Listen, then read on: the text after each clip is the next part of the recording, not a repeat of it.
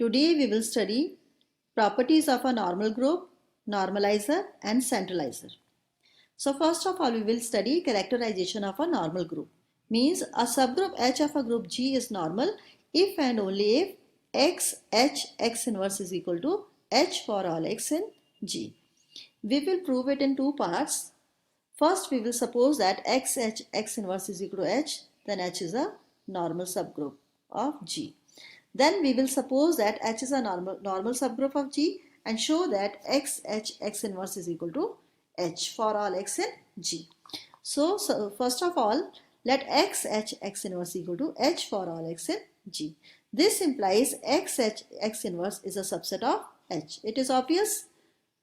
So H is a normal subgroup of G. Because in previous lecture we have proved that a subgroup H of G is normal in G if and only if X inverse is a subset of H for all X in G. Now converse, let H be a normal subgroup of G. Then X inverse is a subset of H for all X in G because G is normal. H is normal in G if and only if X inverse is a subset of H. Again we have utilized the same result. Also, since X belongs to G, therefore X inverse also belongs to G because G is a group and hence inverse of each of its element exists. So, because X inverse is also an element of G, so this equation number 1 also hold for the element of for X inverse. So if we replace X by X inverse here, we get X inverse H inverse of X inverse is a subset of H. I have replaced X by X inverse in this equation. So X inverse H inverse of X inverse is nothing but X. So X inverse H, X is a subset of H. So this implies X into X inverse HX into X inverse is a subset of X inverse. I have included X on both sides, then X inverse on the right of both sides. And on applying associativity on left hand side we are left only with H.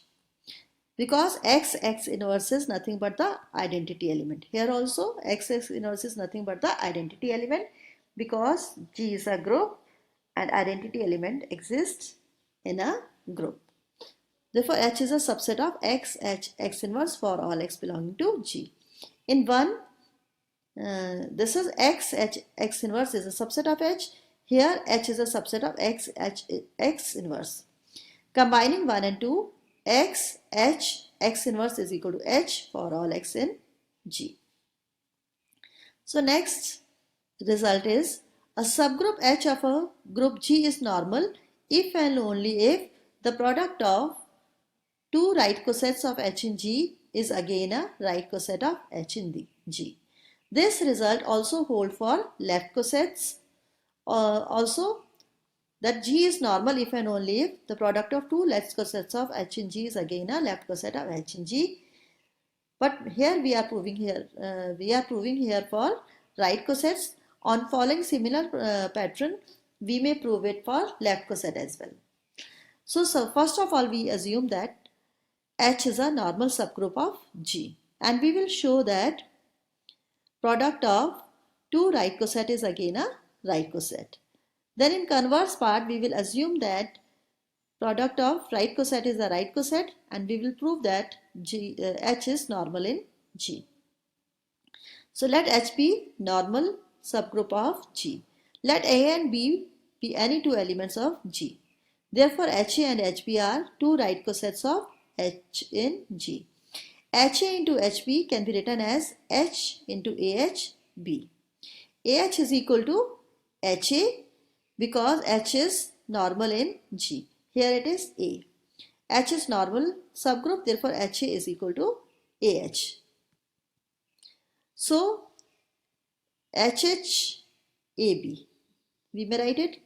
So HH is nothing but H into AB. But AB is also the element of G, because A belongs to G and B belonging to G implies AB belongs to G, because G is a group and closure axiom holds in G. So this is also a HAB is also a right coset of H in G. Thus the product of two right cosets is again a right coset of H in G. Now converse, let H be a subgroup of G such that product of two right cosets of H in G is again a right coset of H in G. Let X be any element of G. This implies X inverse belongs to G because inverse of each element exists in G because G is a group. Therefore, Hx and X inverse are two right coset of H in G. This implies Hx into Hx inverse is also a right coset of H in G.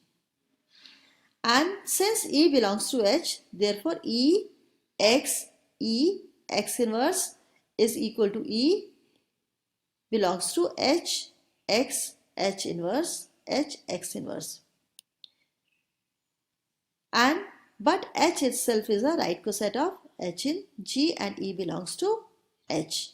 And we know that two right cosets are either identical or disjoint, but E is the common element in the two right cosets, so these must be identical. So also if two right cosets have one element in common, then they are identical. So Hx inverse is equal to H for all X belonging to H.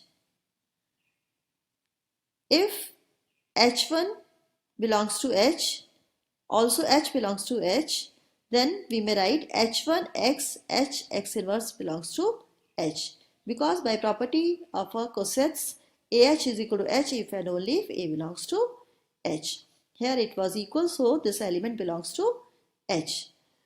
So including H1 inverse on right hand side as well as on left hand side, we get H1 inverse H1x H inverse belongs to H1 inverse H for all X belonging to G and H1 H belonging to H. On applying associativity on left hand side, we are left with X inverse because H1 inverse H1 is equal to E, the identity element, because H1 is the element of H and H is a subgroup of G, therefore inverse of each element exists in H. So X inverse belongs to H for all X belonging to G. Here on the right hand side, H1 inverse, for H1 inverse H, I have written H because H1 inverse belongs to H and H1 inverse should be equal to H by the property of cosets AH equal to H if and only if A belongs to H. So H is a normal subgroup of G. Now intersection of two normal subgroup of G is a normal subgroup of G. Let H and K be two normal subgroup of a group G. This implies H intersection K is a subgroup of a group G because H and K are normal subgroups, so they must be at least subgroup of G, and product of two subgroup is a intersection of two subgroup is a subgroup. So H intersection K is a subgroup of a group G. Let X be any element of G and H be any element of H intersection K. Because H belongs to H intersection K, it means H belongs to H as well as H belongs to K. H is common in both H and K.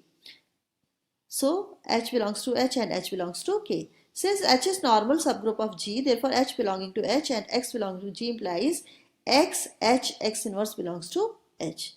K is a normal subgroup of G and H belongs to K and X belongs to G implies X inverse belongs to K. So X inverse belongs to both H and K. Therefore X inverse belongs to H intersection K. This implies X intersection K is a normal subgroup of G.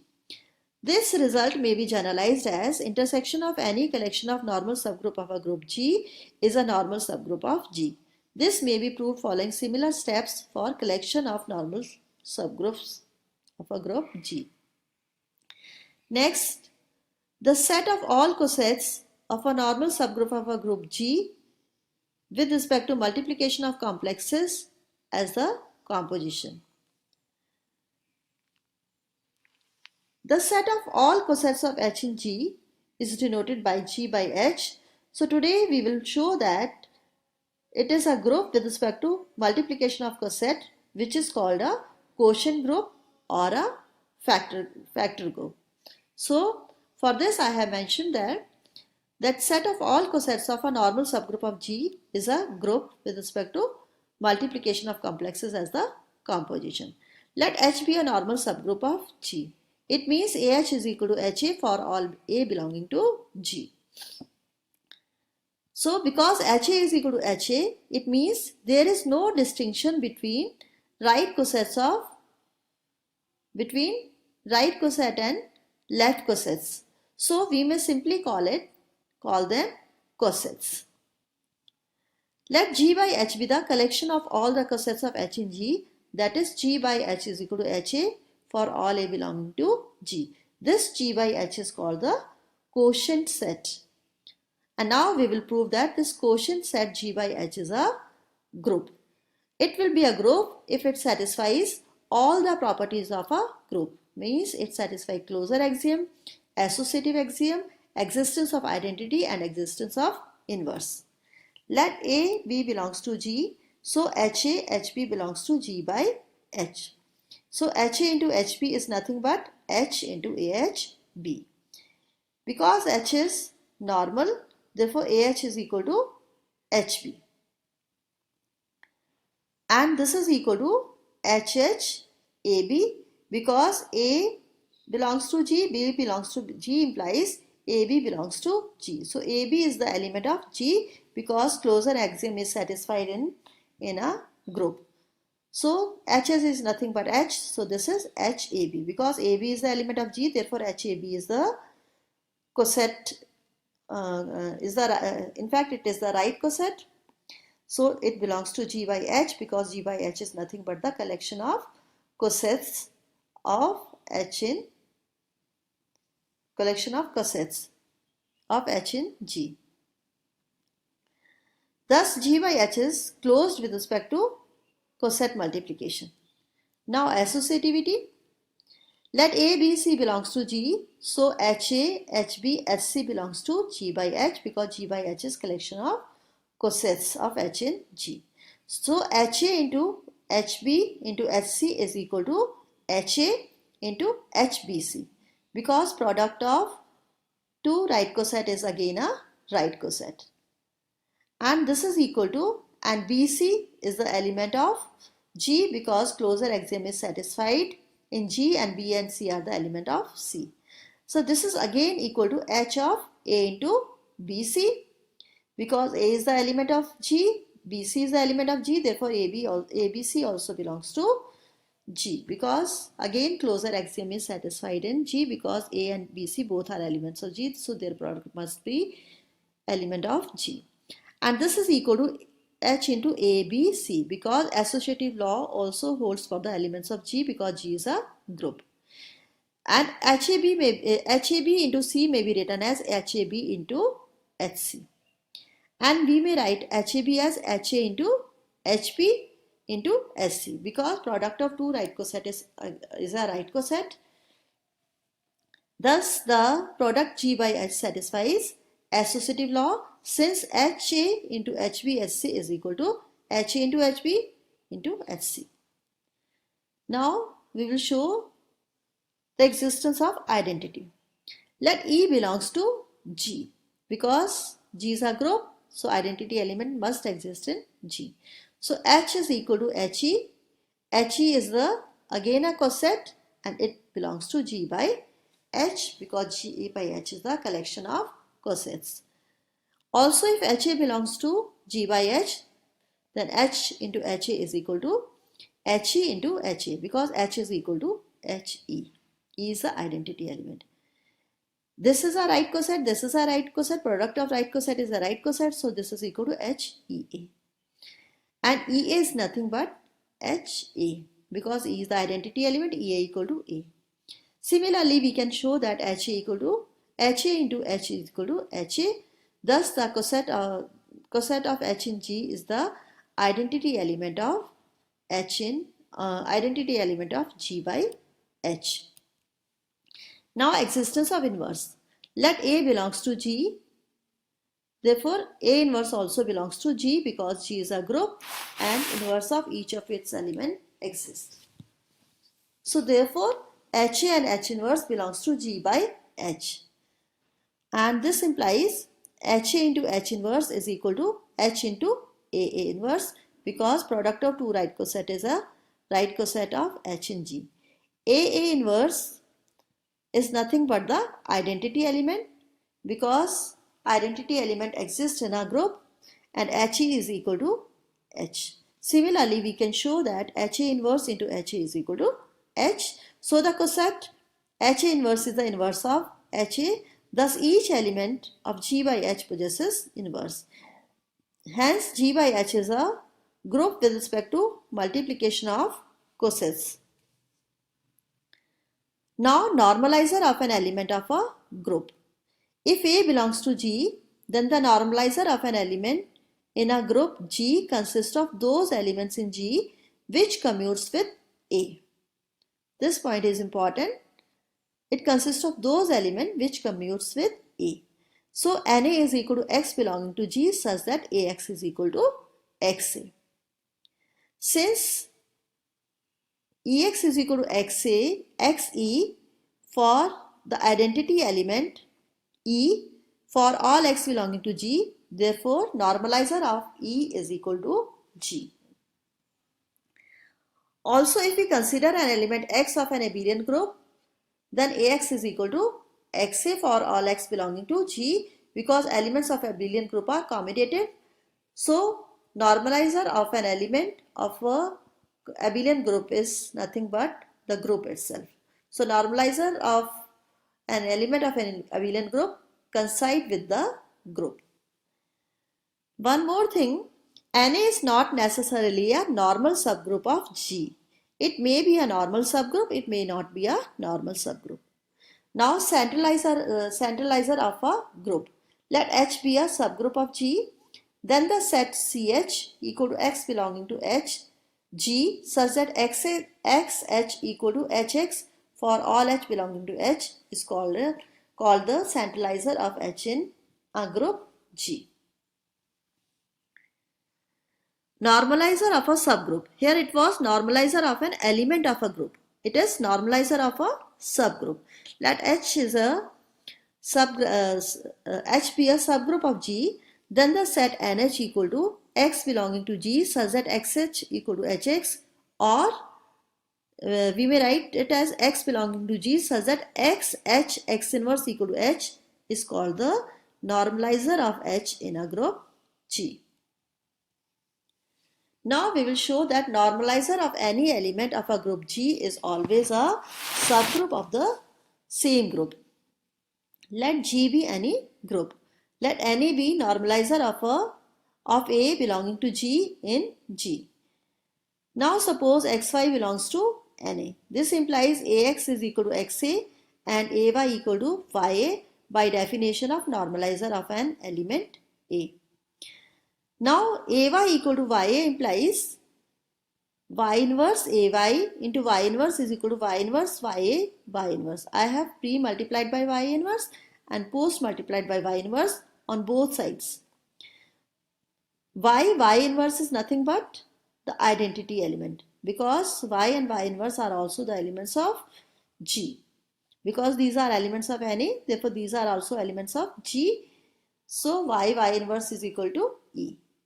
So we are left with Y inverse A equal to A Y inverse.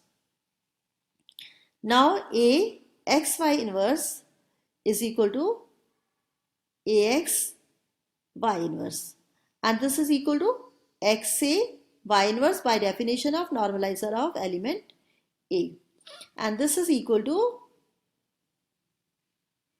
X into AY inverse, and this is equal to X into y inverse A, we have just proved y inverse A equal to A y inverse. And this is equal to x y inverse into A. So A into x y inverse is equal to x y inverse into A. So x y inverse belongs to NA. This shows that the normalizer of A belonging to G, which is NA, is a subgroup of G. Now commutator subgroup of a group. If G is a group and xy belongs to G, then the element xy, x inverse, y inverse is called the commutator of the ordered pair xy. Maximal normal subgroup of a group. On normal subgroup H of a group G is called maximal normal subgroup of a group if there exists no proper normal subgroup of G which contains H properly. If H is a normal subgroup of a group G and K is a normal subgroup of G such that H is a subset of K is a subset of G, then K is equal to G. Thank you.